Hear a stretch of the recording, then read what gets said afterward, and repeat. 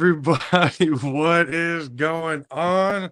All pro JAFFOs coming to you on a Sunday for a conversation.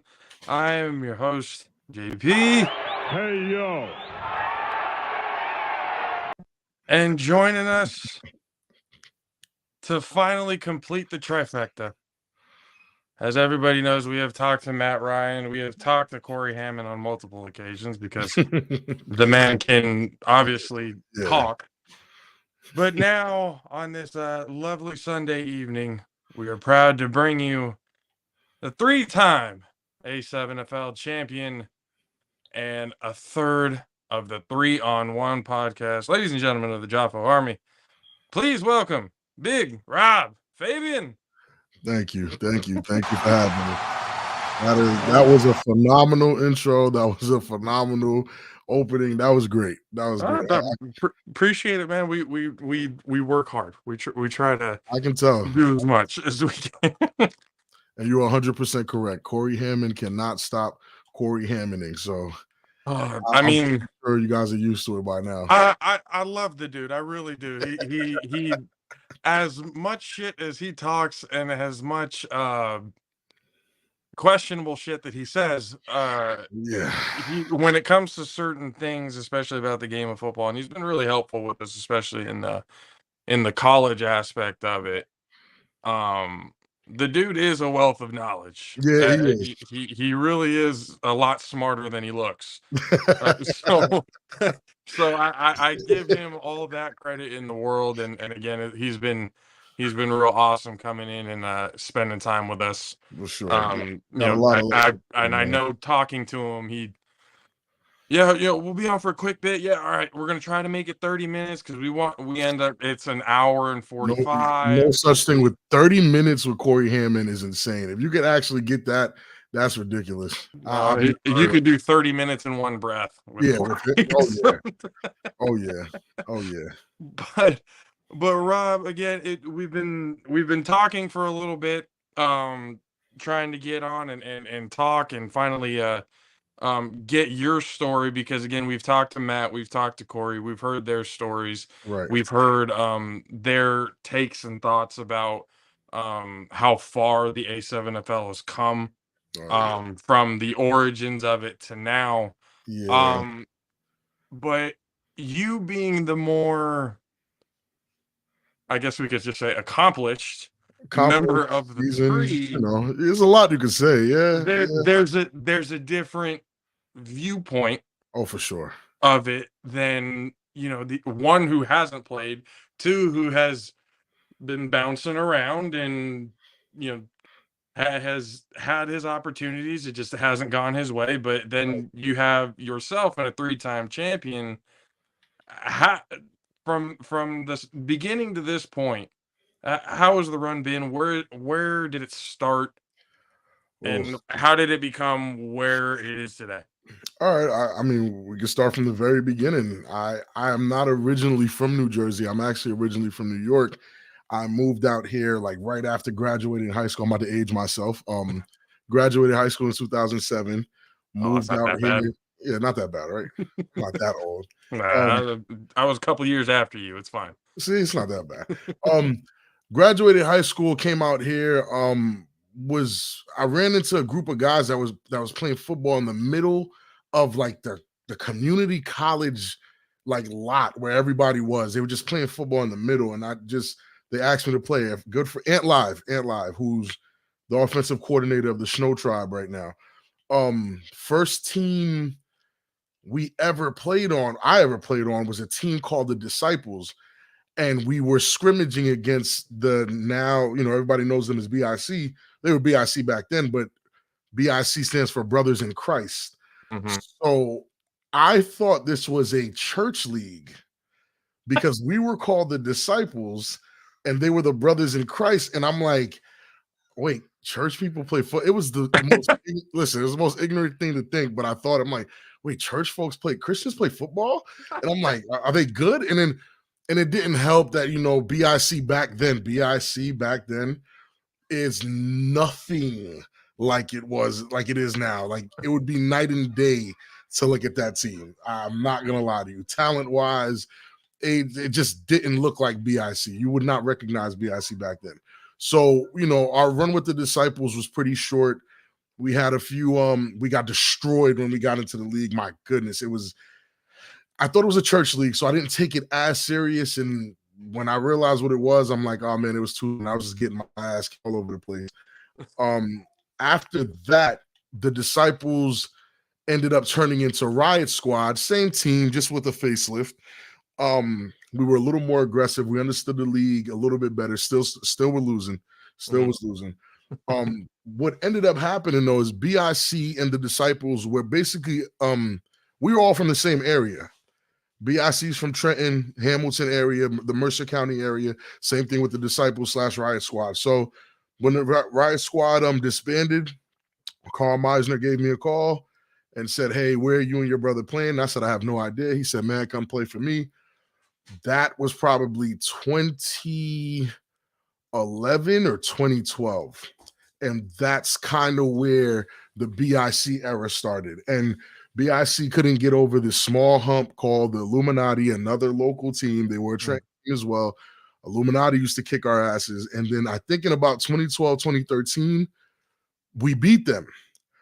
Once we beat the Illuminati, it's like when the little brother finally beats up the big brother.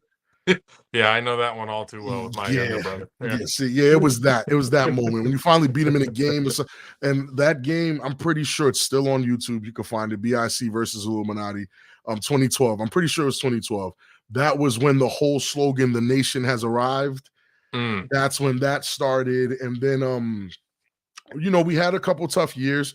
2013 was a tough year. It was a transitional year. We were losing our we weren't losing him yet, but I heard he was going to move Nemeth, who was our quarterback back then. He left in after 2014, he left. But we also had Vergis, who was an NFL level running back. Clearly, he was signed to the Giants for a brief period of time. I'm pretty sure he was around for a few practice teams, scout teams.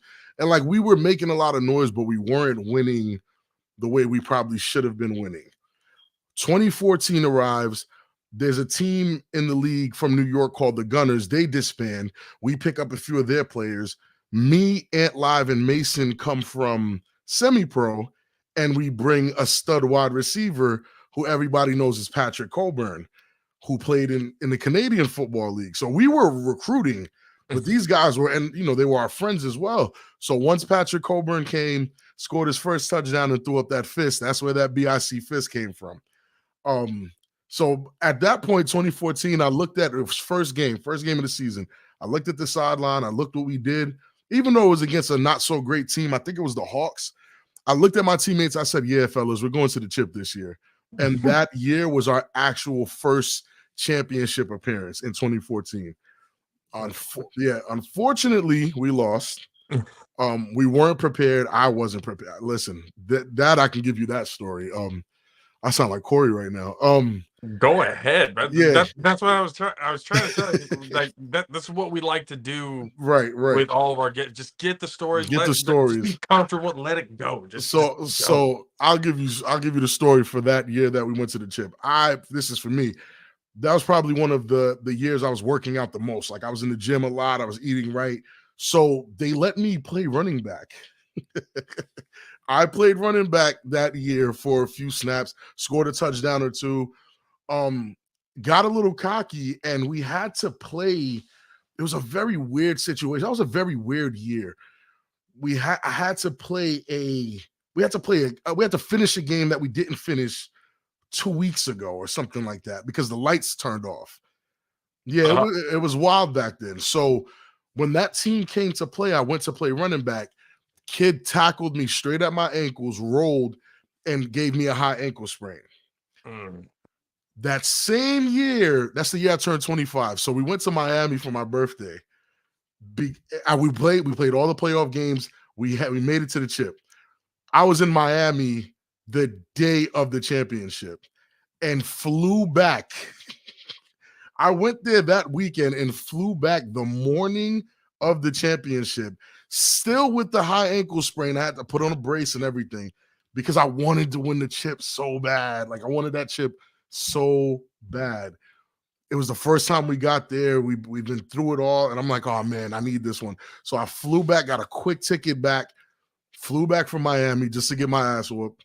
It was the worst. My ankle was sore. I was sad, borderline depression. That probably should have been thought out just a little bit. It was, but I was young, dumb, and full of, I didn't have any kids back then, so you know what I'm saying. So, oh man, so that year, that was everyone that thought that was our peak year, because the year before we lost Verges, he went to the NFL. Then that year we lost Nemeth, so we were without our best running back and our best quarterback. We acquired a guy named CJ Chris Johnson, who was like tearing up the league. He came and probably gave us the best offense we've ever had. They gave me Fern, who's one of the best linemen in the league, and Sullivano, who one of the best tight end / offensive. He's one of the best linemen, period. Offensive, defensive, whatever. Sullivano, Fern, and Sullivano. No, he wasn't with us in 15. He wasn't with us in 15, was he? No, he was not. He was not with us. Sullivano was not with us in 15. That's why we didn't win. But I had Fern. I did have Fern. That line with Chris Johnson, we put in work. It was probably one of the best offenses A7 has ever seen. We lost in one of the weirdest, to this day, it's very hard for me to watch that play. We were winning the game. It's fourth quarter, but it's like 3 minutes left. We're up. For some reason, our defense rushes one guy. Alex Vargas drops back and throws up a Hail Mary. It's short, but our defensive back swats it and it pops back up. His receiver gets under it.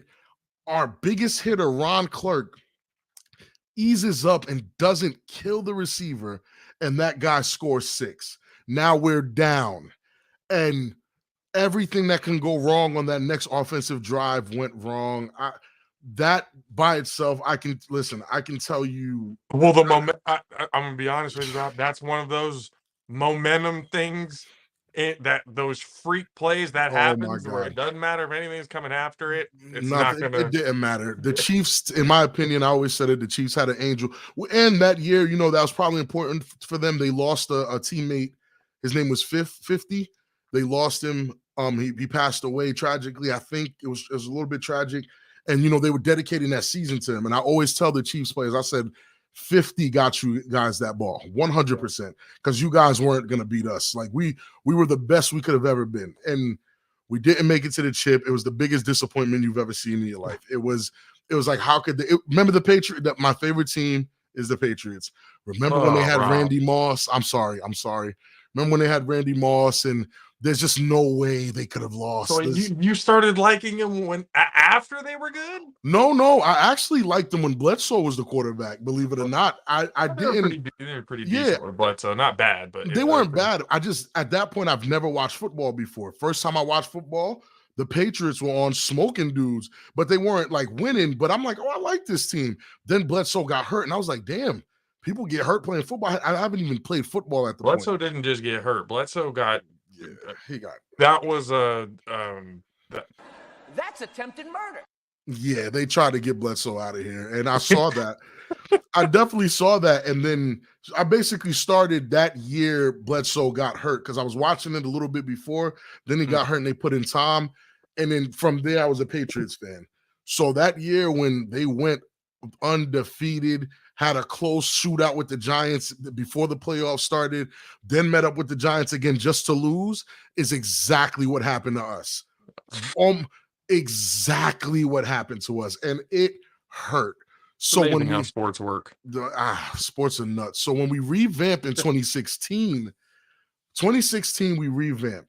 We come back with McQueen Fitz-G as our quarterback, with a he's a relatively unknown quarterback, CP3, at the time. And I don't know, I was kind of coasting that year because, I was just on the best offense I could have ever been on. I was like, whatever happens, happens. I missed a few games. I just moved out. It was a lot going on in real life on top of, so it's like, okay. I didn't go to the Baltimore game. They call my phone ecstatic because BIC is the first team to go to Baltimore and beat a Baltimore team. And I'm in utter shock. I'm like, without us? You guys beat them without us? Hold on. Do we have a good team again? And I turn around and I look. Then I look at my offensive line. I look at the defense. I'm like, holy shit, we have a good team. We go, we play. Fitz G gets hurt. CP3 takes the nod. I think we lose to the Chiefs, the same team that beat us the year before. We lose to them in the regular season, turn around, run through the playoffs, and then we're down 26 zip in the championship. I remember this is one of my favorite stories. Carl Meisner was losing it. He was losing it. He's the team owner. This is our third, basically third time really getting close to that goal. Mm-hmm. And he's just like, bro, what the F? Like, guys, for some reason, such a calmness. And like, bro, the game's not over until that clock says 0-0-0-0 and a few more zeros after that. That's when you know the game is over. So he calmed down, he reset, and we ended up leaving them with that same 26 points and winning 32 or 34 to 26 in that championship. That was my first championship in the league. Oh, that one had to have felt nice. Oh, it felt amazing. I did a lot of cool. Being down 26 for and they were dancing. Skunk in the second half. Man, they were dancing. They were hugging their girlfriends before halftime. I said, oh yeah, that stuff like that. I'm a big shit talker, but when I see you disrespecting the game, there's a difference between talking shit and disrespect. Yeah, there's a difference. Like hugging and dapping each other up and talking about getting 2016 champ shirts made before the half. That lit a different fire under me. And behind the phenomenal running back, Courage Mosey. I'm pretty sure you guys have heard about him. Yeah, I heard the name. Yeah, behind him and CP3's like guts with the skill of that offensive line and that defense coming out in the third and fourth quarter, we secured ourselves our championship. That's my first championship. 2017 sucked. Long story short, for the next 2 years, 2017 sucked. 2018 kind of sucked too. So I wasn't here for the rebuilding. I left BIC for two bad years, not to mention all the guys I came in with and brung over, they all left. I was there by myself. Me and Corey were together. Corey's best game to date was in 2017 while I was blocking for him. He'll tell you that himself. But it was two very rough years, a lot of internal fighting. Heavy is the head that wears the crown. Once you're a champ, things start looking different. People start acting different, The hunger's not there for some people. Things change. I started having kids. Things were changing. So 2018 was my last year with BIC. I didn't feel like it was over for me. So 2019, I retooled and got with the U. We went to the championship that year, but I didn't play in that championship because the game before that, guess what I did, Jay? I caught a pass, got tackled, and rolled both my ankles. Both of them? Man, both of them. Both my ankles. And mind you, at this time, Jay, I have infants at the house. I have tiny babies. One of my babies was just born. The other one is 1. I am home with them during the day, and I am walking like an old man because I literally couldn't walk. I had to ice every day, massage every day, change diapers. It was the worst. It was one of the worst summers I've ever had. And with two. Oh no. So we actually lost that championship. I was very salty. Because I couldn't play. I've never been the I'm hurt, I can't play guy. But I couldn't even walk. So I knew I couldn't play. 2020, we all know what happens in 2020. We don't even think there's a season. We don't know what's going on, So they come up with this tournament where we had to spit in a jar and send it out to make sure you didn't have COVID. And the Salis tournament, these guys were making sure we were COVID-free before we got out there to play. It's amazing to think where what we were doing at the start of the whole thing to figure out whether we and to sit where we are right now, where I could give a shit less if the person next to me has COVID or not. And we've all gotten to that point. It's like, man, they sat us in the house for 2 it's another years. thing to live with now. And we'll never forget it. Everything was just so different, so different. Probably the 2 toughest years ever. Like it was that, wild. It was rough. So 2020, we win the championship, but there's an asterisk next to it because everybody's calling it a tournament, and it didn't count. To be honest, don't even take it. Every single champion from every professional sport got that asterisk because of that exact reason. And I for the most part I kind of agree, but then the part of me that disagrees, it's like, but who got up to play? If you got up to play, how can you blame, you know what I'm saying? Like, how can you blame the team that won for what we couldn't control? Right. Exactly. I don't blame LeBron there's for a that. situation, you adapted to it, and you just whoever came out, whatever you got to do. So after 2020, there was a lot of questions if I was coming back or not. And then something told me just give it one more run. The league was getting bigger. Like, just things were changing. And I'm like, I no longer wanted to play. I'm more so, because the way the league was looking, it was like, there's a lot of money here. There's a lot of potential for working behind the scenes and helping out in some type of way. I didn't have a direction, but I knew I wanted to be behind the scenes. I wanted to help. Right. I wanted to help promote. I wanted to help something. And mind you, I told you I started my podcast with my fiance in 2019. So I'm like, I wonder if I could produce a show. So on my dime, me and my 2 co-hosts at the time, Ant Live and Mason, on our dime, we produced a show called The Table that chronicled the entire 2021 year, which was my last year playing in the year we won the championship. So we would come out with weekly episodes. It was documentary storytelling ending style. Low key, if you look, I really tried to. I'll send you a link so you can see where we started. I really want you to not watch the first episode. Just look at the first intro to see how bad it was. Then I would like you to check the last episode to see where we were headed.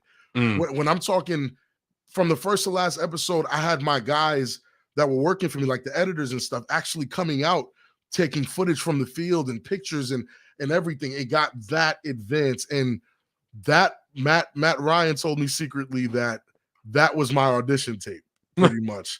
So doing that actually helped me get noticed by the league. I spoke to Center. I spoke to David Isaacs during the championship. They interviewed us. There was a lot going on. And after that championship, I did what any smart football player does. You sail off in the wind with your championship. And then I beat, that time, even right now, beat the best team in the league in BIC. So I get to hold that over their heads. Because I said, listen, I said every chance I get, they start talking crazy. I said, listen, hold on a second. Last time I was on the field, I kicked your ass. So I don't know what all this hostility. I don't remember all this. You should have came with that energy, and it humbles them really quick.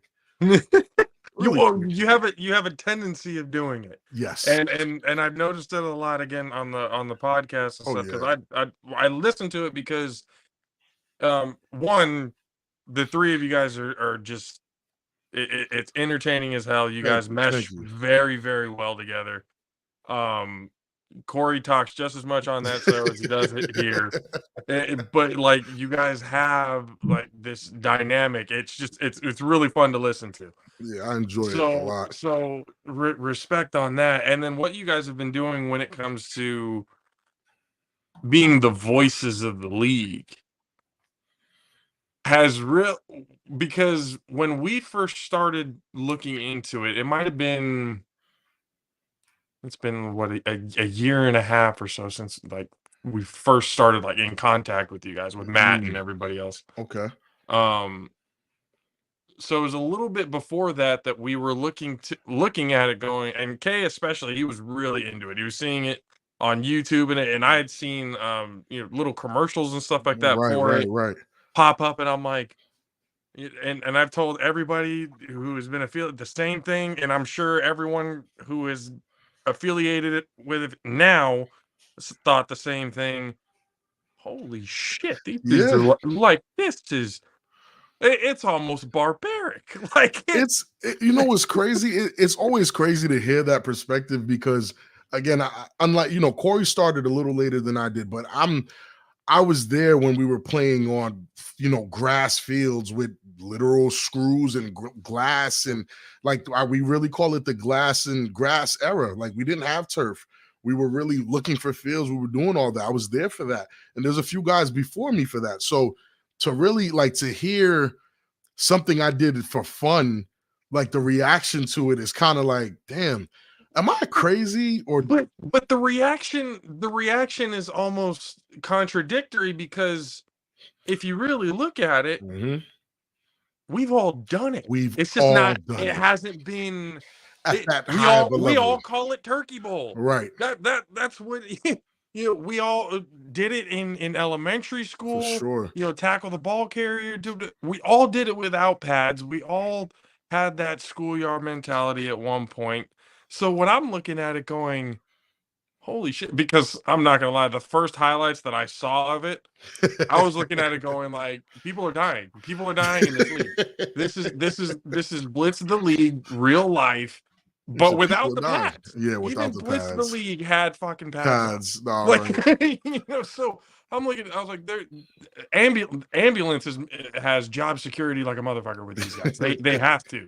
And that's And then it's not that bad. It's but that was the thing, because we looked more and more into it, and the more we did our research and saw, Mhm. the more we actually realized, well, hold on, Yeah, this might actually be safer. the safest way to It, play the game. it actually is, honestly. Because you look at rugby and how they Mhm. play, and you guys have talked about it on your show, and we've talked about it on our show when it comes to concussions, and what, the false sense of security that you have Mhm. on yourself psychologically when you have those When you have pads a on. helmet on, right? 100%. So and again, you guys have mentioned it before, like, yeah, there may be a time where you get hit a certain way, and it ain't gonna happen again, because you don't want that to happen again. No, and it's just so rare. It's like I just told you my entire career. The only Right, injuries you heard were leg injuries. I right. didn't say a hand injury, didn't break a forearm, shoulders might have been stiff or sore. Never mentioned my head, never mentioned my face, nothing, because I didn't have any of those. If I'm just being honest, it's not really to make the league look good. I'm just being brutally honest. There was no injuries besides my ankles. And then there's other guys I know they hurt their knee. These are like basic sports injuries.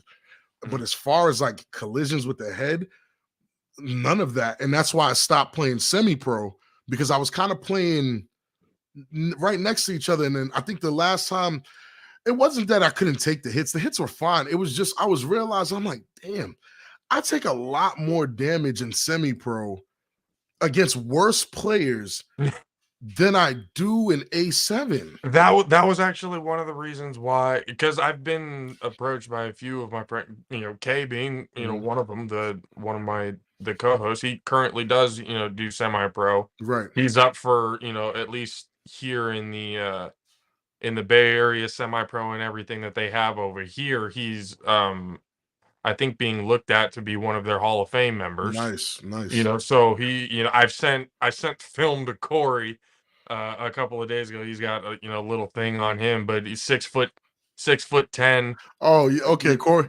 Corey talked to me about something like that. I've Yeah, definitely heard that. I've definitely yeah, heard that. 6'10" at his best, and so he ran a 4.6 from Huge. Florida.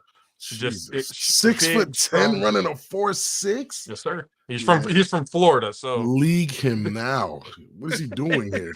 I mean, the things happen in Of in course. in life and stuff like that. So, it is what it is. But I mean, I remember the first time that I saw him when we first met in junior college level. When I first looked at him, I was like, Yeah. how? There's no way. There's this, Six he ten. he should be sitting on, he should be with a Jeez. D1 squad somewhere. Six Or ten. yep, 6'10". I'm 6'2", pushing 6'3", and I'm Right. looking at him Yeah, like, I'm good 6'3", and God. that's tall. I have a brother who's 6'8", and he's tall. So 6'10" is taller than the tallest guy I know. So that's kind of tall. 6'10", hard to shop for clothes. And It- gotta it- be impossible. Gotta be impossible. the big and tall is looking at him. Go, Like, no, yeah, nah, this ain't for I you. don't know how to help you, man. I don't. Bigger and taller is over there. Yeah, nah, that's a big But fella. but when I was approached with the semi-pro thing, that was one of the things that I had, especially coming out of college, screwed up my knee, Right. therefore kind of screwed up a little bit of my psyche, Always. Leg and injuries are the worst. yeah, and so I thought about it, going like, if I do semi-pro, it just gave me the bad vibes of like, there's gonna be some dude who thinks of himself way too highly, way too seriously for a sport that we have to fucking pay for anyway. Like, what they're not paying us to play. They're not, Exactly. and this 40-year-old guy trying to relive his youth, coming out taking out my knees because he can't take me on head out. Right. Yeah, no. Like, I don't know if I could do that. Mm-mm. So when we looked at something like this, and shout out to Corey, appreciate him mentioning it, that we had looking at it as a for the international standpoint of the Olympics, and doing something that kind of because again, it is something that everybody at one point in their life does. It just Has hasn't done, been at yeah. a quote unquote professional level. Right. And I do think this game is the game that I'd like to see on the international level, because no, you're not going to be able to put, 11 guys on the field from Europe and have them actually compete with 11 guys from America. It's not the same thing. You Yeah. can with basketball, because those guys out there's a lot of fundamentals being learned. Those guys develop in a different way than American players. Right. So you can compete to a degree, but America's still on top. With A7, it can be taught a certain kind of way. It's 7 guys, 7-on-7. It's not as complicated in that sense, but it's more dependent on the individual player. Like, you can't make a mistake on 7-on-7. Everyone's going to see it. Everyone's going to see it, and it's probably going to cost you the play. You can't really make a mistake, but that mistake won't land you in a hospital. Right. You know what I'm saying? Right. A missed block is not going to land your quarterback, in the hospital. He's going to get clean. Ask Corey. Corey got his clock rang. He has a highlight tape that has him getting blown the hell up on plenty of plays. For sure. They just, for some reason, it's almost like this is his sacrifice to God. I'm going to sacrifice my well-being for a touchdown. So I'm just going to heave-ho, eyes closed. Whoever kills me, kills me. And he'll get the throw off. And he'll get up and be, okay, cool, it worked. All right. He'll get the throw off. And do the same thing. So I mean, that's one thing about Corey that I know I've never questioned, is the toughness. Oh yeah, aspect. He's one tough SOB. That when I think tough SOB, I always think Corey. Always. And that's why I never any opportunity if somebody gets to talk bad about Corey, you'll see me quickly defend him, and they'll think it's because we're on the 3-on-1 part. I was always defending Corey because I always thought he was good. Maybe for A7. His style of quarterbacking is tougher, especially in a league where linemen aren't as big. The linemen aren't as big and nimble. They're just smaller and nimble. Right. The big, nimble guys, when he had them, Corey did work. Corey looked like all pro. He looked like everything you would want in a quarterback when he has an offensive line that can really get it going for him, and receivers that can catch. Corey looks amazing. But it's the movement aspect. In A7, the style of quarterback that's popular, just think 04 Mike Vick.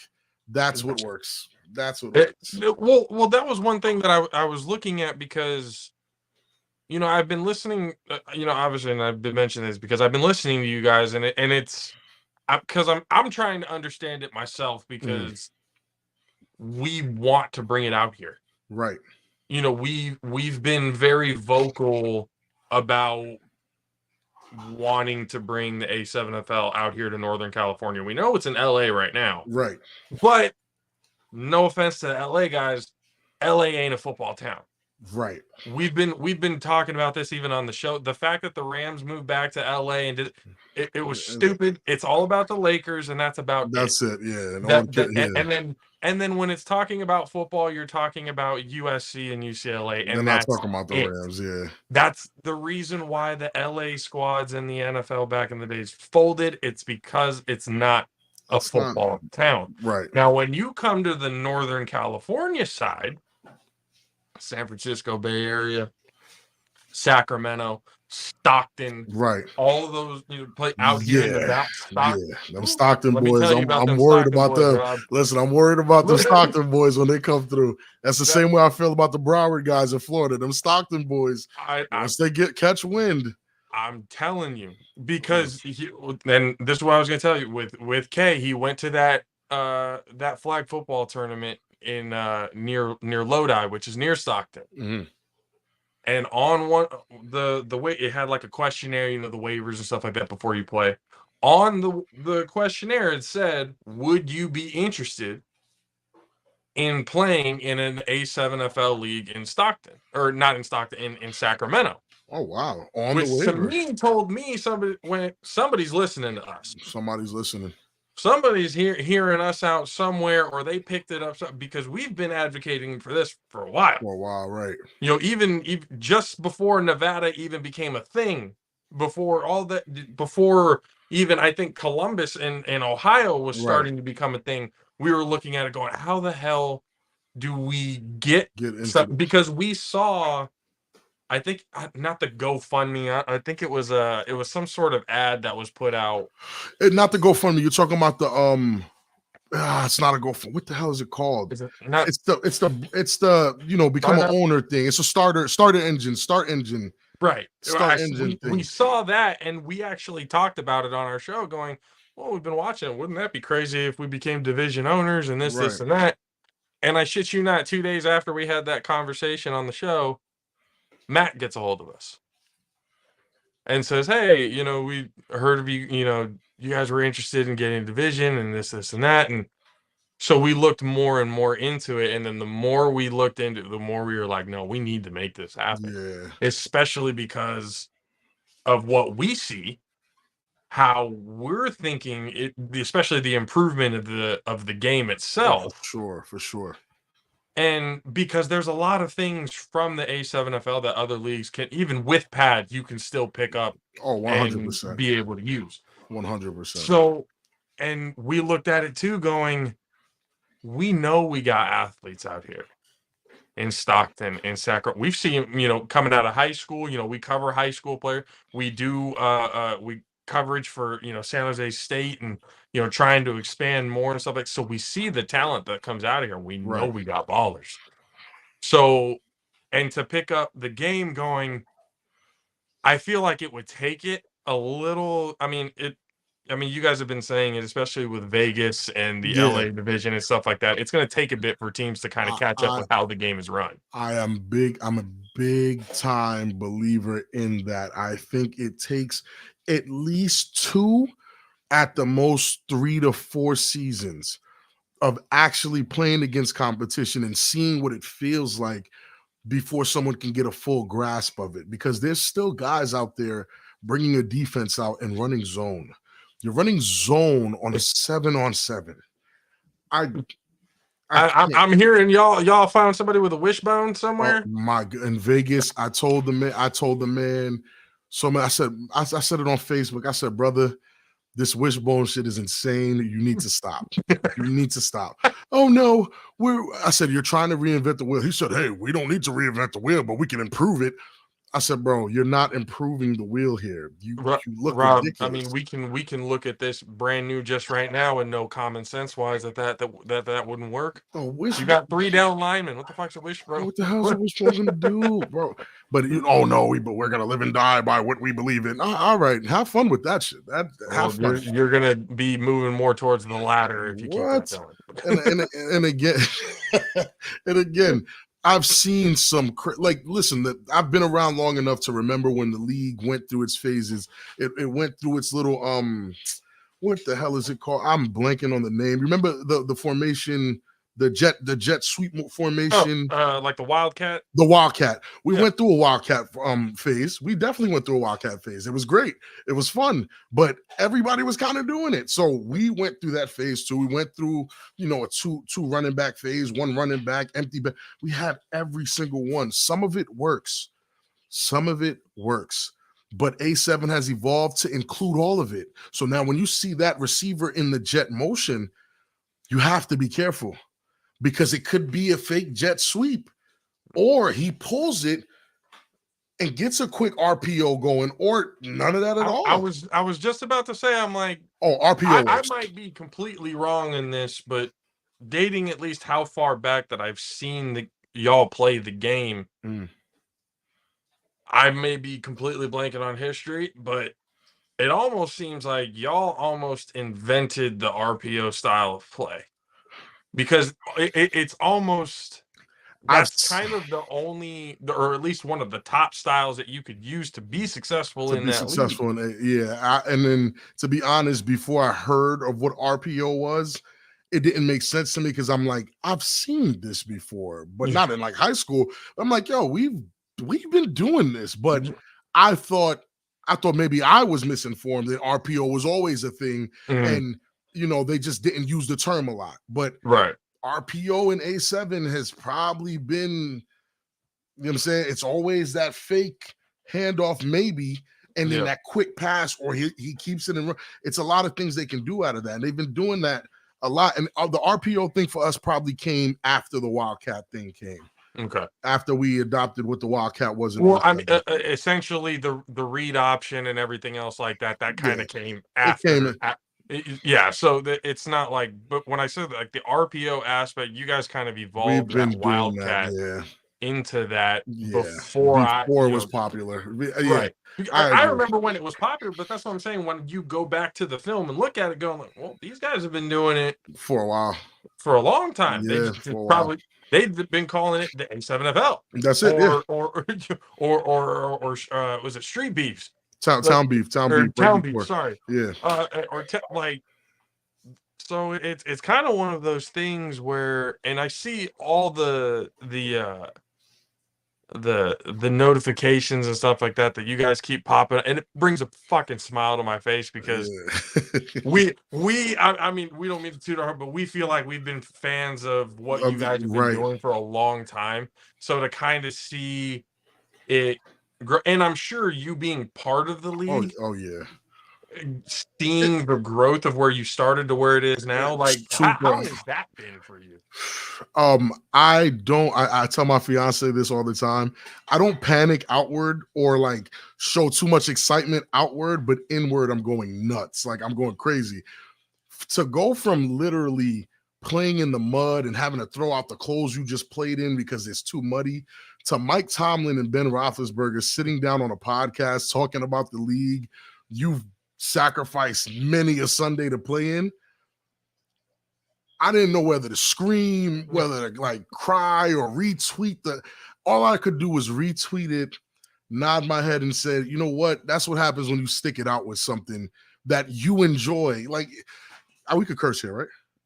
Oh yeah, really? Yeah. Sorry. Come on. fuck what people be saying. Like, I just remember friends and people like, "What are you doing? Why are you playing that?" And I'm like, "Yo, mind your fucking business." Like, y'all don't see sometimes people don't see the vision you see, right? And not that I saw A7 was gonna be on TV, but I'm like, you never know what A7 can be. And all I know right now is I'm with my friends and I'm having a great time. I'm playing football, having a great time, and all those exact highlights of me and my friends having a good time, kicking ass, enjoying the game, are the same highlights that pushed us over to get the attention that we're getting. So I'm very proud of that, if I'm being honest with you. Like, I'm really proud of that. And that's why I didn't want to just retire and disappear and be one of those guys in the shadows. Yeah, I used to play in that league. No. I wanted, like, if Matt Ryan didn't give me a call to tell me something, I was gonna call Ryan DePaul like, "Hey brother, what you got for me to do? I'm trying to be here with you guys. Like, if I had to invest, if I had to this, whatever I want, like I had to do something to be a part of it because I was always a part of it. So it would feel I would feel a little naked. Like, I don't play anymore. I really don't. I don't play. I have no urge to play anymore. I've been in enough championship games. I've won enough champion. In A7, contrary to what anyone might tell you, you only need one.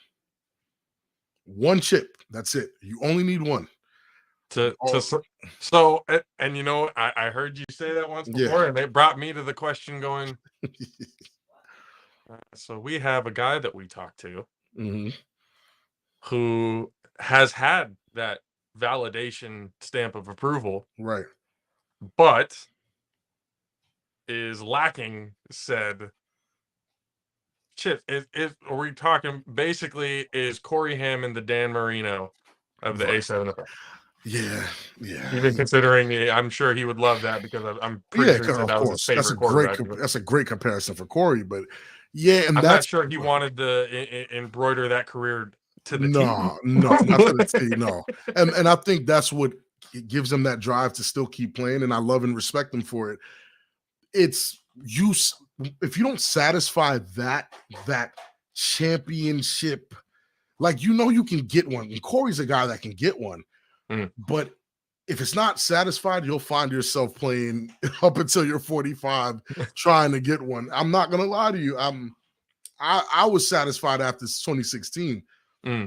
Winning another one was really, for me personally, because they laughed at the 2021. They gave me an asterisk. So 2021 to spin the block and win it. And I get to tell my kids it was against a former NFL player.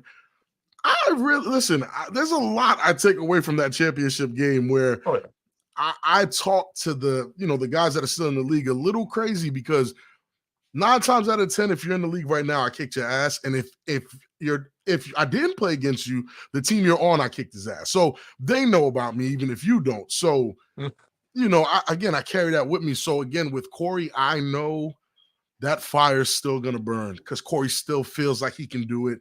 And Corey can still do it. You know what I'm saying? Like, he just has to tailor a team around him, which is very possible in a league like this. You see how popular flag football is getting now. If Corey was to tailor a team with great offensive linemen and receivers that literally could read his mind, Corey would be unbeatable. Corey would be a monster in this league. I've seen it happen before, so, anything's possible. But again, if you only need one. And when you get that one, everything's cooled down. I could have retired in 2019 and been fine. Two more just sounded good. I don't know. I was like, you only need one, but you ended up with 3. So I think that's pretty successful. If you ask me. But then, and again, I talked a little bit off, but you are, laid back, having a good time. I, again, appreciate you for even giving your time to be no problem on the show and talk. You are one of the A7FL's harshest critics. And I gotta tell people, when you listen to this, man, go 3-on-1 podcast, A7FL, Spotify, wherever you can listen to podcasts, go listen to it. Because I mean, you guys have heard us talk on this show. We really don't. We're pretty much on point, and we like to say we're being watched by ESPN and everybody else like that, because a lot of the shit that we talk about on this show miraculously becomes a fucking talking point a day or two later. Oh, they're checking. They're checking. Okay. It's like, all right, well, we'll get our flowers one of these days, motherfuckers. So, and we look at this and we go, what it is, and we're gonna call it the way it is. People are not going to agree with it all the time. That's okay. We're not going to be right all the time. We know that. That's fine. But when I hear you, and I've heard, and it's hilarious because you get it direct, like when the dudes are talking directly from the chat and you straight from the show, we'll pause the show and say, hey, hold on. No, let me talk to this motherfucker right here. I'll do that. You shut the fuck up. You're ass. Just the whole... The hierarchy of ass episode was hilarious. Oh my goodness, the hierarchy of ass. I'm looking at that going like, he literally, there's the Sangria Bobby episode. Yeah. Yeah. I'm sorry, was that 15 that I heard? 15. I've never had sangria before that night. Didn't know what I was in for. Yeah, I had no clue. And then, mind you, the restaurant is like walking distance. It's just, the restaurant is literally, and it's a nice restaurant. It's walking distance from where I am. It just so happens to be right there. And the first, I thought it was juice, bro. It didn't taste. They had fruits in it. It was all fruit. I'm like, oh, this is good. I'm like, it's a little sweet. And it's just like bitter, a little bitter. Like, is this alcohol? By my 6th cup, they're telling me, bro, you're drowning those. I'm like, yo, this is delicious. I'm a water drinking guy. Like, I drink water all day, every day. So I'm drowning the sangria, and they're like, what cup is that? I'm like, oh, this is my 8th cup. I'm starting to get lightheaded. He was like, bro, that's wine, right? I said, bro, I thought this was like, they didn't say what it was. They just put it. I thought this was like Welch's or some shit. Something, because look, they brung it out with the water. I didn't know that, because it was the water was to help you from what you were about to be drinking. So yeah, so the owner of the bar we run security for, he invited us out for the Christmas party, and he got us the unlimited sangria package. I did not know that. So when they brung out the Pepsi, I don't drink Pepsi. They brung out the water, I drink water, and then they brung out this red stuff, and I'm like, okay, who puts alcohol in a pitcher? I didn't know they do that. So I didn't know they do that. So I'm drowning the sangria, I'm drowning it. And when I realize I'm over the limit, I'm like, holy shit, I'm fucked. I'm done up. So I text Matt and I text Corey. I'm like, yo, guys, we might have to push the episode to tomorrow. I'm wasted. Like, I'm like, bro, I'm torched. And at this point, it's late too. It's not early. Like, we usually do the episode back then. We used to do them 8, 9 o'clock. It's like 11:30, almost midnight. So I'm like, yeah, yo, I'm fucked, bro. I'm washed out right now. I don't know where I'm at. He's like, no, just come on. So I set my setup up, and they said, we're going to watch the game, one of the most exciting games. And we were watching the game. Well, they were. And bro, listen, we talked about it earlier. I fell asleep. When I woke up, Corey complimented me. He said, yo, that was one of the most professional things I've ever heard. Like, I woke up and went right into analysis, right? But it's because it took me a second. When I woke up, I heard them in my ear, and I'm like, yo, where the fuck am I? I'm like, oh shit, I'm still on this.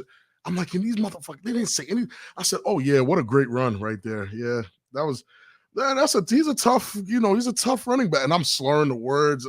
I'm losing it. I finished the show out strong, but I was a goner that night. I was gone. Now that I have a visual, yeah, I was gone to what I was hearing. Yeah, I was gone, bro. I was gone. I was shit. And they took a picture of me sleeping too, because we were actually we were on camera. It just wasn't posted. We were yeah, definitely. I was definitely shit faced. I'm not gonna lie. I was gone. And I don't drink. I'm not a drinker. I don't drink. I don't smoke. I don't anything. So that's probably why your tolerance ain't there. I have zero tolerance. I'm an extreme lightweight. So all the sangria, all 15 cups of sangria. How big were the cups? Like the red Solo cup style? Like hold it through here. Like my whole hand is palming the cup. And it was nice and cold. Like, I love cold drinks, bro. Everything I loved about a drink, they put in the sangria, bro. And after the 15th cup, because I even stopped eating, I put my food away and took the food home. I was drinking this sangria because of how good it was. 15 cups in, and you get the when sangria. When did you start realizing this isn't what it... Oh, the 9th cup. After the 9th cup. Because the 4th cup, I'm like, yo, this shit. But they didn't notice that I finished the pitcher. The table. How? Rob, the table. We're talking about a pitcher. Yeah, they didn't notice. Because the food didn't come out yet, and they gave me these amazing real potato chips. Like, they cut the potatoes up, fried them up. They were real potato chips, delicious. So I'm eating them, but the potato chips are a little salty. So I'm washing them down with sangria.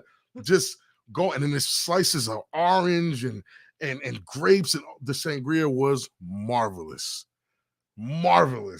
And I'm just nobody's no one says a word. realizing Big Rob just taking down the After the after the seventh cup, that's when they realized I was on the second pitcher, and they were like, "Wait, what the?" And it was like, "Bro, slow down. Wait. You know that's alcohol, right?" I said, "No, this is not alcohol." I said, "Holy shit, this is alcohol." But it's the alcohol that'll sneak up on you. yeah, and by that time it was on my ninth cup, and that's when I text Matt and Corey. Ninth or 10th cup, I was like, "Yo, bro, yeah, this is it." And then I had 5 more after that. I was just about to say, I'm like, okay, you realize this is it after 10. I was already going for 5. Yeah, I was already there. And plus, I think the last 3 they were daring me at that point. And I'm a competitive guy. I'm a competitive guy. At that point, yeah, you got to do it. they kind of dared me to do it. I'm like, yo, don't disrespect me. I'll drink a whole pitcher right now. And then I poured another cup, and I'm like, oh, listen, drown another cup. I'm like, you think I won't do it again? This is cup number 15, and then now they're doing the announcements and stuff for gifts and whatever, and that was it. The party was done. But in that 2.5 hour span, setting you up for failure. Yeah, they did. But it was a great show. It was a great episode, I think. Oh yeah. It was very good. But the hierarchy of ass thing, that's hilarious. No, the hierarchy of ass is hilarious. But I just think a lot of you can relate, Jay. I know you can relate. You know, guys who just say they're good, but it's like, bro, you're ass. Like, you're not even. I met a lot of DBs like that. Come on, man. Like, yeah, I lock shit down. 6 on your head, bro. You're ass. Please stop talking to me. Like, don't say anything to me anymore. It's like, in football, it's just different. Like, in basketball, a guy can talk that talk, and then you see him play. Maybe his defense is better than his offense. You can give him that. You get me? But right. If you're a corner, you're a linebacker, all you're doing is playing defense. If you're an offensive lineman or defense, that's all you're doing. So I'm watching you just for that. If you getting your ass kicked that much, please don't talk to me. Don't say anything to me, bro. I'll leave you alone. Just don't tell me you're good. I'm watching you get destroyed, so you're ass to me. A lot of these guys are ass. So if you're ending with a stat sheet of 2 tackles, you're kind of probably on a 3-on-1 trip. Yeah, you're kind of ass, bro. You're probably not that good. And BIC hates me because I say it all the time. I'm like, yo, I told Kenny Stansberry, he's a great Kenny's like my brother. He's like a great friend of mine. We talk all the time. I told him, I said, I loved his appearance in the championship game with the do-rag, the cut off muscle shirt, and the cigarette. Yeah. When I saw Kenny. The cigarette, I can't Rob. That's Kenny Stansberry. I could not help myself from crying how much I was laughing so hard. That's Kenny. I'm like, the head coach has a cigarette. Okay, I know what this league is about, and I love every bit of it. And that's the selling point. Kenny is no fucks given. Kenny gets it. I called him. I said, bro, you know how many ass dudes you just made champions? Like, you made a lot of bums. And he'll laugh because I'll point out a few guys directly. I have no shame. I think you can tell. I think you can tell. Listen, if I think you're ass, I'm going to say your name and say your ass. You got to prove me wrong. And most of the time they can't. So I end up looking right anyway. That's what I'm saying. Like, we say it all the time. Because when you bring up certain stats, when you bring up certain things, for me, and I'm sure for you, everybody has their own hierarchy of ass, or has their own criteria of what they think a good player is. Right. And you being in the situation, being through the league all those years, winning 3 chips, you've seen what the greatness looks like throughout the league. So you have a pretty good bar and criteria. So that's what I'm saying. Like, anybody who's kind of not so much as disagreeing, but kind of being a little bit disrespectful towards it, be like, no, you don't know what you're talking. Hold on. Yeah, let's relax. Hold on a second. But again, it's one of those things, because I tell people all the time too. It's like, yeah, I'll be a harsh critic. I was a very harsh critic of Jimmy G, even though he was a 49. Very harsh critic of him. Right. They said, oh, he's clutch. I'm like, you can't be clutch when you're making up for the mistakes you made prior to. You made the mistakes. How are you clutch? Okay, you put a Band-Aid over it. That's fine. I can't give you credit for that. I can't say you were the reason why this team was any good, because that's not the case. Right. People didn't like that. That's fine. When he proves me wrong, I'll eat the words. We'll have a conversation. Jay, I'm pretty sure you heard me say it. I said, listen, if I'm wrong, there's nothing that makes me happier than being wrong. Because I'm never wrong. So most of the time I'm not wrong. So I'm not, it's like, okay, I'll even say it. If I'm being biased, I will openly say it. I'll be like, listen, I'm being biased. If I know this is just my opinion and it's not a fact, I'll state that it's my opinion. Right. But if I'm telling you I'm like, yo, this kid is not a quarterback. He's ass. He's going to run this team into the ground. I'm not saying that for fun. I'm saying that because most of the games I've played, I've had to play very good quarterbacks. And I know if I was playing against him, I would not show up. and Corey gives me a little bit of slack for that because my last year, I didn't play all 8 regular season games. I didn't do what the hell am I there? I'm like, listen, if you're ass, you knew you were ass that year if I wasn't there. I'm gonna be honest. And if you were, I'm so serious. If I didn't come to the game, hey, Big Rob on the side? Nah. No. Damn, you know what that means. You know what that means. You're ass. Well, hang him up. Hang him up. You knew you was bro. I'm not showing up if you're trash. If you're below 500, if it wasn't a team that we thought can threaten, I'm not showing up for what? These ankle man, listen. Hi. Say hi. You want to say hi so bad. Hi. Yeah. Yeah, I'm not showing up, man. I have kids. These ankles need to be protected. Town beef, A7 Mondays are the realest thing on the planet. You would think, how do I explain this? In pads, I was sore because I was getting hit in the forearms with helmets. Yeah. We were falling on the floor, tapping shoulder pads, helmet to helmet, helmet to shoulder pads, helmet to my sternum. I was sore because of outside things. In A7, I'm sore because of what I'm doing physically. Right. It's like I'm running more, I'm moving more, I'm throwing out this block. So the soreness in my shoulders is not coming from somebody hitting me. It's coming from me, using that muscle, excuse me. And those A7 Mondays are probably one of the realest things. I guess, you guys don't have a league out there yet, but when those guys call you Monday morning and tell you, bro, I can't move. And you're like, yo, did you get hit? He's like, bro, it's not that. It's like in the middle of the game, adrenaline is pumping. You don't really notice everything that's going on. And again, you're not getting hit. You're not getting hit in violent ways that would make you think you would wake up sore the next day. But all the running, all the pushing, all the tackling. It's more physically demanding than you would think. Way more physically demanding than you think.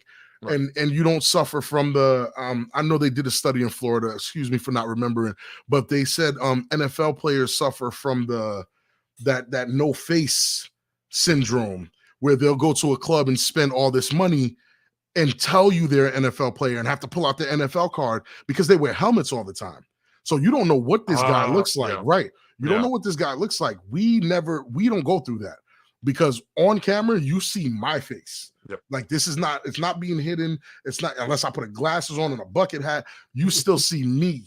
And everybody wears shiesties now, so I guess. But again, you still see me, and I don't feel like I'm being hidden, and I could pull up the YouTube video and say, that's me right there, and you can see it. It's different. It's very different. And that's why I love it. I mean, it is different, but it's one of those things that, again, that because we're trying to bring it out here. We've talked with God, excuse me for blanking on his name. Not David Duncan. Derek Duncan. Why I mixed him with David Isaacs. Yeah, I figured. I spoke with Derek Duncan. No disrespect, Derek, at all. My bad. Derek's great. Blame it on certain things if you have to, but sangria. But talking to him, and I know that he wanted to bring. He had thought about, because he actually had tryouts out here in Sacramento. Yeah, I did see that for about a week or so like that. So I know that there's an interest for wanting them to, and he's like, oh, I don't want to step on your guys' toes. I was like, no. Like, if it's going to be you to bring it out here, that's fine. That's fine, right? We just want to be a part of it. You want to help, right? I get that. Whether it's promoting it, I have a background in doing play-by-play calls too. I know you guys got the East Coast and listen, that would be phenomenal. That would be phenomenal, honestly.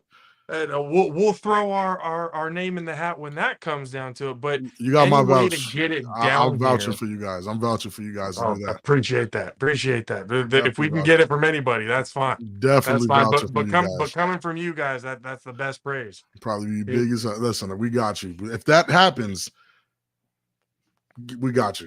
Because I mean, it is like I said, it's something that we think is extremely entertaining, but and I'm sure that you guys see it because it's it's your league, you've been a part of it, but there is a very, and even watching the A7 NFL championship last year,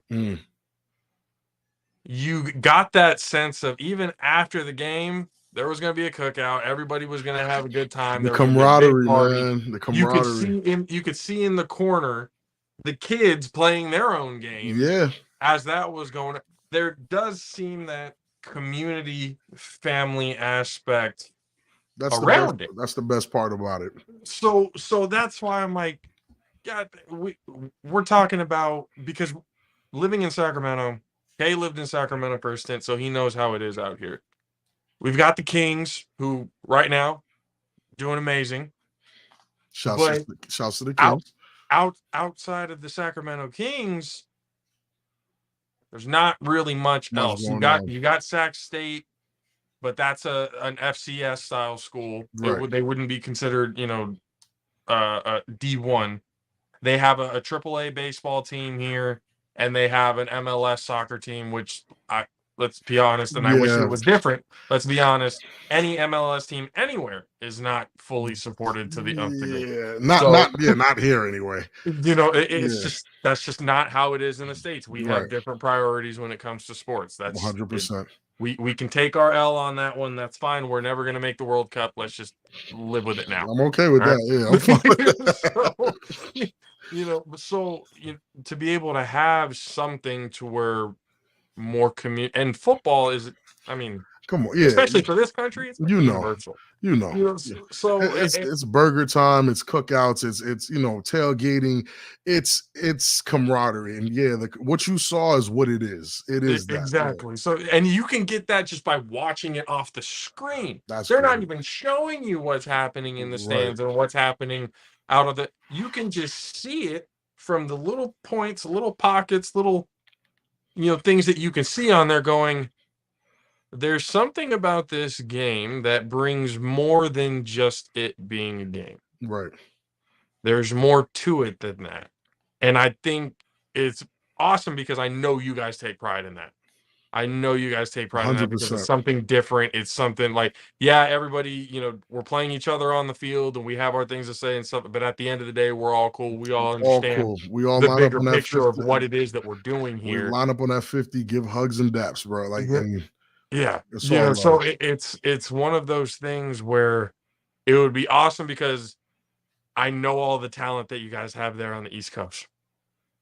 I know New Jersey owns it right now, and they probably will for the foreseeable future, for the next until it really starts to gain traction on the West Coast. Yeah, then it's gonna get scary.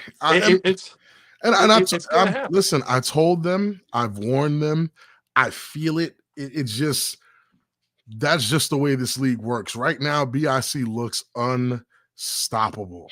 Scary Sterry is wild. Yeah, because Sterry is very scary right now. He looks unbeatable, and then he has a Shante Worthy right now. It's scary. It's scary. Anybody watching football, if you have any interest in football and you see those two play, you have to know you're watching something amazing. Yeah.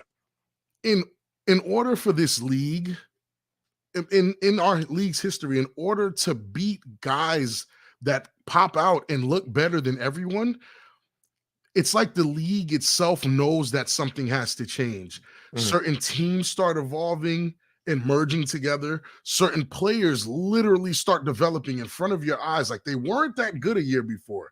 Yeah. And then out of nowhere, they just start changing and get strong. Guys are fast, and guys used to beat up on or two ago. They're not jokes anymore. And that's what happens. So my fear, not necessarily fear for BIC, what I feel like is going to happen is maybe because it's spread out now and we're trying to get other, states and cities involved, it might take a little longer than it usually did. But when it does happen, it'll be Florida and Vegas at the same time getting D1 NFL level athletes. Northern California at the same time as Ohio getting D1 NFL level athletes. And then it's like, wait a second, Sterry's going to go over there and it won't be easy anymore. It won't be an automatic win. It's like, oh crap, you heard about this kid, such and such, he's a DB from Ohio. Oh crap, the kid from Northern California, listen, he can throw. He's a stud. And let's be honest, Sterry's not immortal. No. He's going to grow in age. Right. And eventually when he leaves, and that era of, with Bagway and OG Buck and everybody, when that era of quarterback goes away, when they go, what are you going to do to stay relevant? Because Sterry is part of the new school. Sterry, Bagway, but Ace and OG Buck are kind of still the old school, and they're on their way. CP3, those guys are kind of on their way out. Bagway and Sterry are leading the new school, but there's newer guys coming after that. What do you do when all those guys grew up watching you play? The NFL players have to deal with that. NBA players have to deal with it. What are you going to do now when somebody literally comes up, kicks your ass and says, man, I used to watch you play all the time, man. I was a fan. I'm still a fan, but you sign, like they'll ask you to sign a jersey after beating you. I have to retire before that happens. My ego, my pride cannot deal with it. Like I said, I'm sorry if to anybody who's listening to this, if you just get done whooping somebody's ass, and you then go ask them and say, I used to be a fan of you, and ask for their autograph, that is more disrespectful than you can do to anything. You can spit in the man's face and it wouldn't be as disrespectful as what you just did to him right there. Understand how salty that man has to be to not give you the autograph? It's too much. It's too much. Has it been fed a shit sandwich? It's not gonna be good. It's too much. Because you got to eat it, right? It's too much. I can't. Like I said, former Kasim Green played in the NFL. I want people to understand that man tackled me during that championship game, and I had to block him for a touchdown for that championship game. I'm satisfied. I'm fine. There we go. I'm fine. So then now we're looking at a point where the new season's coming up. There's a lot of talk and chatter amongst teams, some more deserving than others in those talks. You guys are very quick to kind of shut down the unnecessary. Oh yeah, especially me. I don't even I can't even entertain it, honestly. But yeah, it honestly is amazing how most people, they see something, we'll just keep going with the show. You guys will literally stop a show dead in its tracks and go on a 20-minute rant on why that particular person who decided to give their comment, they're going to get their ass roasted. Definitely got time for it. So there's plenty of time to be able to go get it. And we're now looking at more growth. Obviously, we're trying to get it, coming here. And, down in Nevada, things are growing there. LA, things are growing there. For sure. It's going to start. I mean, especially with the mainstream media, you guys are being presented on every platform. Yeah. Every social media platform that is out there. I've seen. They have had one or two or more of your guys' clips. So more and more people are getting to know about this. So you're getting to a point now where if you're on the East Coast, like, with BIC, with Patterson, if you want to stay on top, it's almost like you have to stay being the innovators. You have to stay on top, because essentially this is the game that y'all created. And how shitty would it feel that the game that you created is now something that you cannot win anymore because somebody from the other side of the country got better at it? Oh yeah, I'm long gone. Without, I mean, I'm sure that would leave a horrible taste in your mouth. Oh, I'm sure I that would mean, leave a horrible taste in Sterry, in Huff, and all these man, other cats who have been here forever.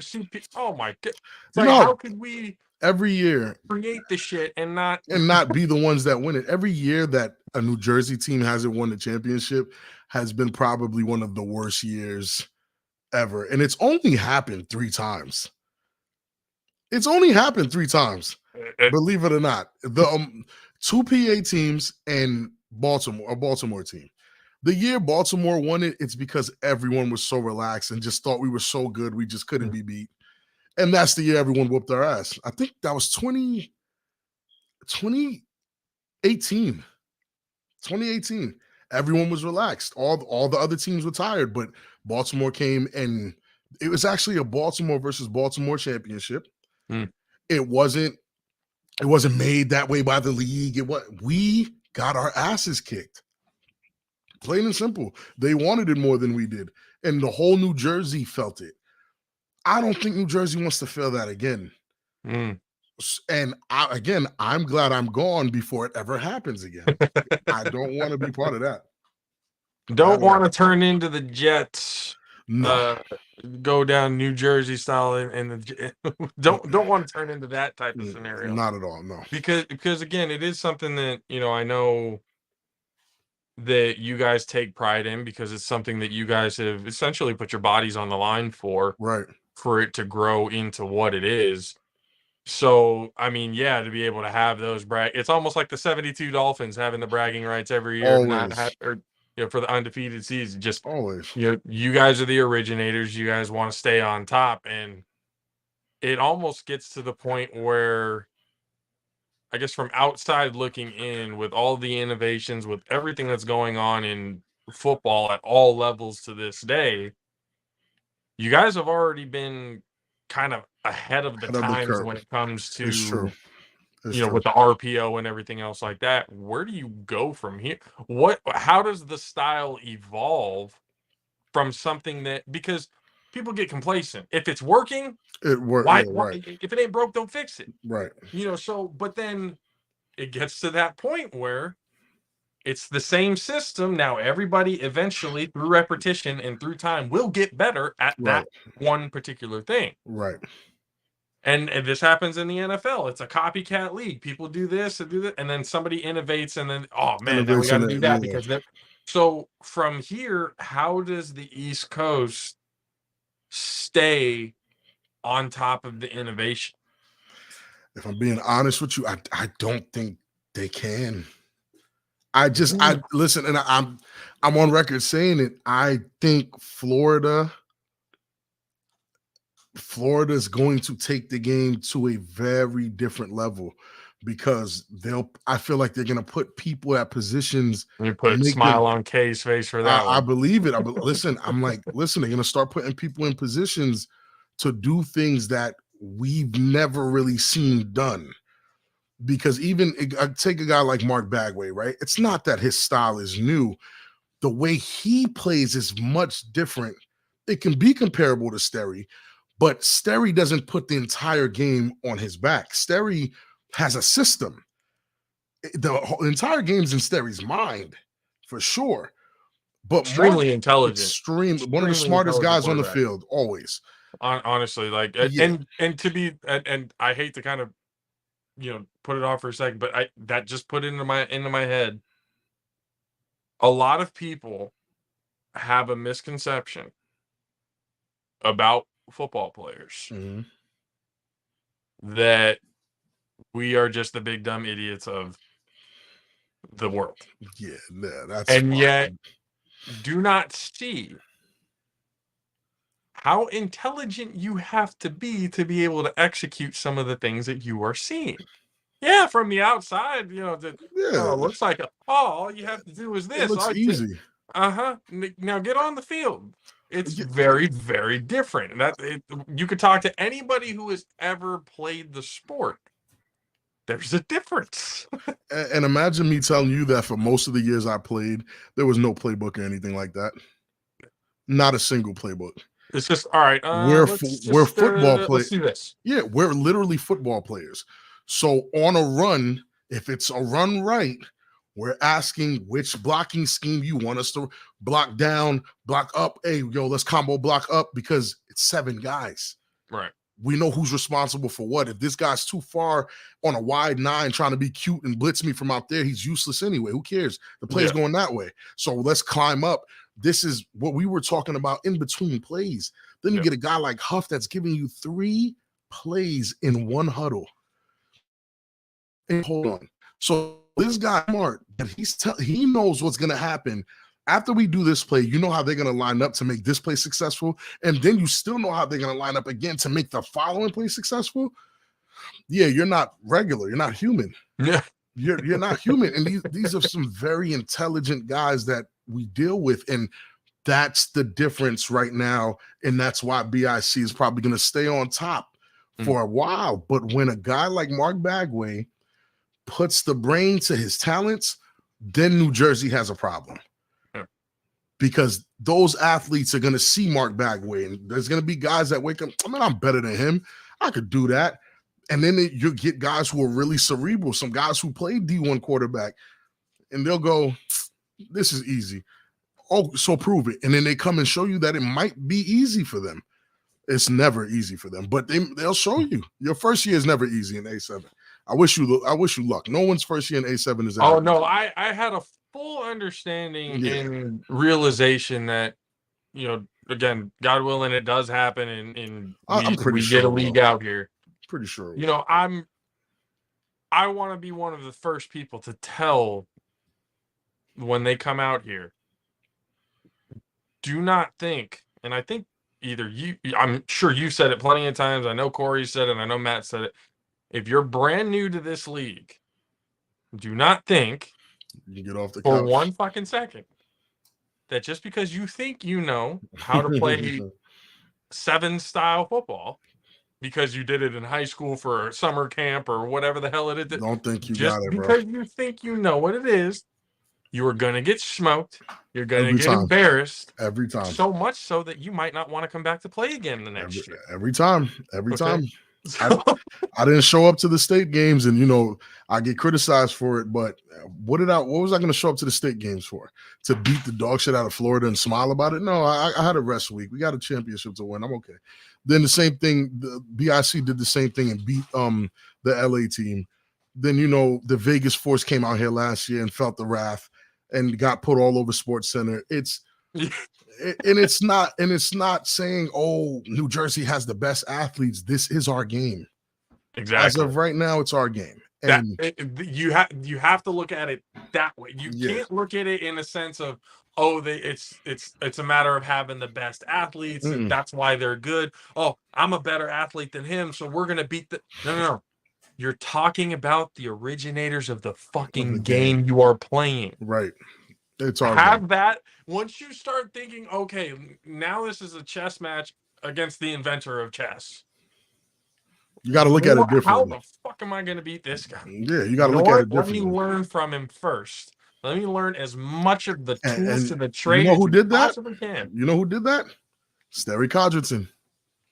Sterry looked at Huff and said, what is he doing? He took Huff's entire play style, entire playbook, revamped it to almost make like it Kobe to Jordan. Oh, for sure. Revamped it to make it comfortable for himself, and is now dominating the league. The same league Huff dominated. It, like you said, listen, there's nothing new under the sun until you take it and make it yours. And that's all it is.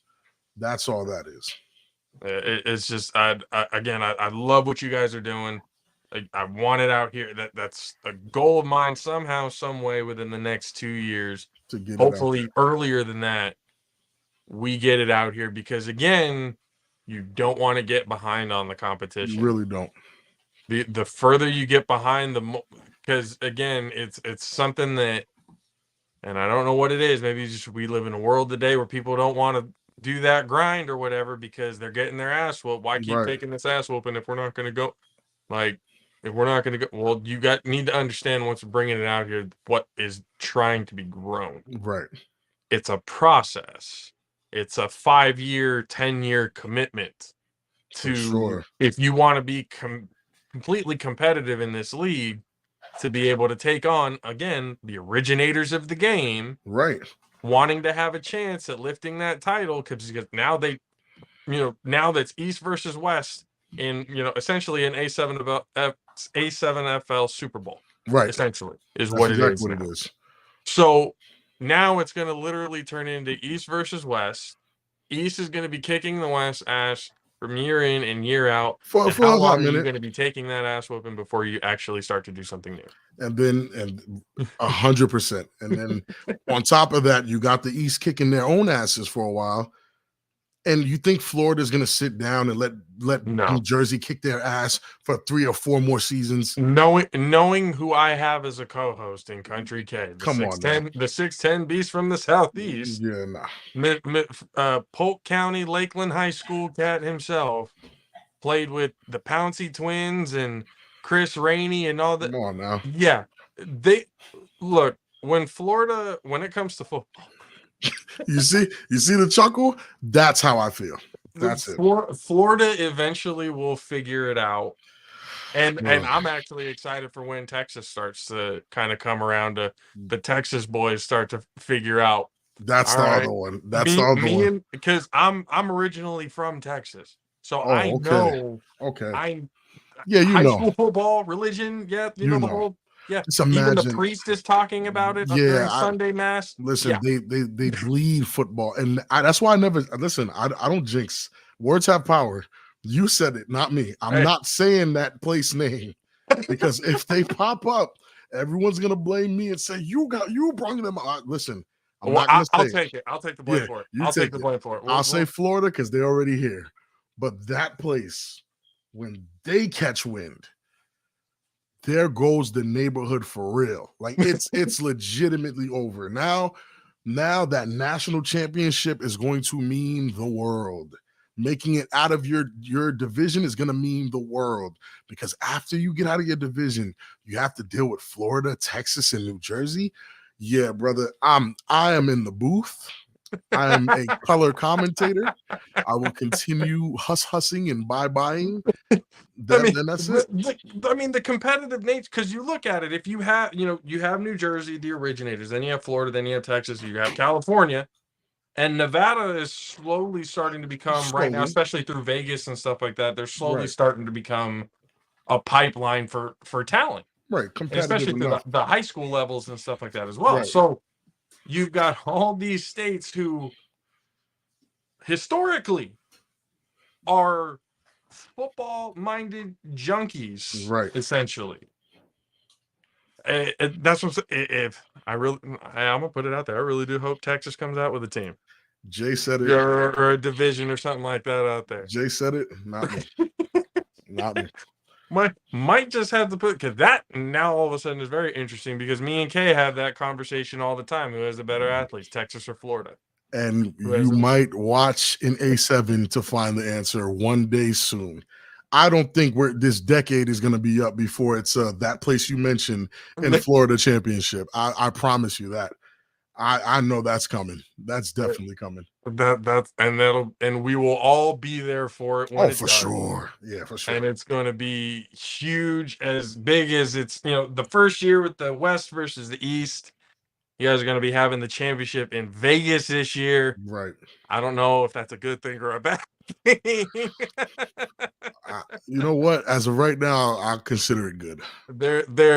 If you've learned anything from this conversation, don't do what Big Rob did and go party the night before and then the next morning. Not at all. Don't do that. Please, okay, because I know Vegas is a very tempting place. Save the partying for after the game, guys. Business first. Business first. Exactly. Get the business done and then move on. Rob, I appreciate the hell out of you again for coming on, sharing your stories, having a good laugh. We tell every one of our guests, once you're here, the door's always open. Part of the JAFFO family forever. Appreciate that. So whenever you want to come on, shoot the shit, talk more A7FL, by all means, man. The door is always open. I'll definitely pull up, man. This was great. I'm not gonna lie. I enjoyed every second of this. This was awesome. Absolutely, man. I'm just putting it out there. Maybe Matt, I don't know who we need to talk to, but I mean, we would love to, come and talk a little bit on y'all show at one Oh point in no! time. Oh, no problem. No problem. We have a lot. We have a live show this week, but I'm pretty sure we can get something going. We'll figure it out. Sure, yeah, we can. Just I'll drop a saying. line in. I'll drop a line in Again, especially talk it up to bring it, and I'll mention it on y'all's podcast. I'll bring up the name that you don't want to bring up right now. That's fine. And then they can really blame me. Yeah, for sure. Because I'm bringing not it saying up. it. I will not say it. I'm not saying it. I made a mistake and said it once. Rob. Oh yeah, No. I know. We're talking. Their 7-year-olds are bigger than our 14-year-olds. I'm okay, bro. I'm okay. I'm okay. I'm so okay. Oh, ladies and gentlemen, the 3-time A7FL champion, 1/3 of the 3-on-1 podcast, Sangria Bobby, Bachata Bob himself, Big Rob Fabian. Appreciate you, Rob. No we'll problem. Talk to you again soon, my friend. Thank you. Oh man, so that's beauty. That's a great show.